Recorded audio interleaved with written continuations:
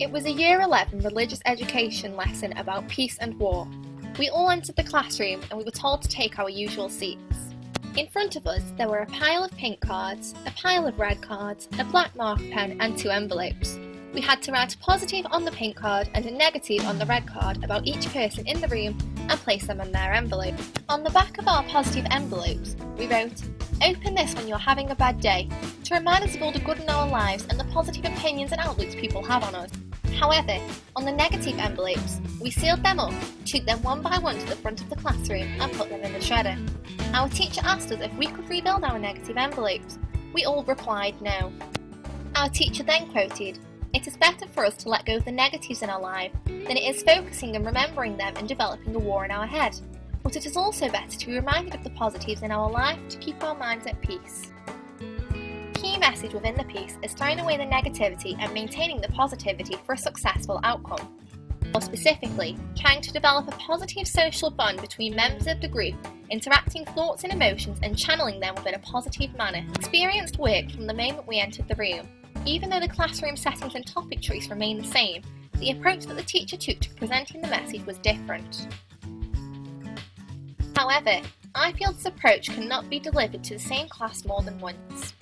The initial stimulus was the interest in what others' opinions were of us, showing a self-centred individual approach towards our learning, which could be the representation of war.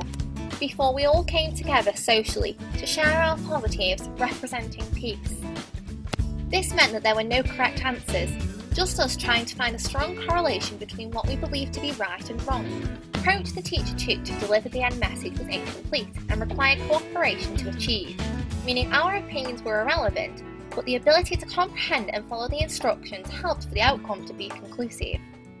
This means that the teacher still had full control over the session, but allowed space for students to freely express themselves within the guidelines. I feel this relates to Jerome Bruner's theory of discovery learning, as he said students should not be presented with the subject matter in its final form, but required to organise it themselves, to discover for themselves relationships that exist among the items of information. This encourages autonomy and self-independence, but may have prevented teachers from discovering any problems understanding the outcomes in which the students may have had, but offered scope for students to realise there are ultimate solutions to life's problems. Bruner also believed that education should follow a spiral curriculum, revisiting particular concepts and ideas throughout various education experiences, which the idea of maintaining the positive thoughts was allowing us to develop upon. Can also be related to David Kolb's experiential learning cycle, in where we have reflective observation, reviewing the experience which had taken place during the lesson. This was achieved from observing, listening and participating to assimilate an answer. The idea of reflecting on the session allowed us to diverge from initial opinions of the stimulus, encouraging us to think on a wider scale. This approach reassured learners that you can look back on your learning experiences in a positive manner, highlighting the influential elements with the most successful impact and reflecting upon the experiences.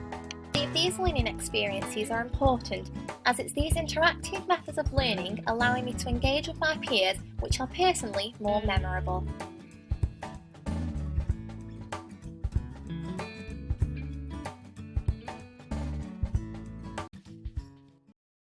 Created using Powtoon.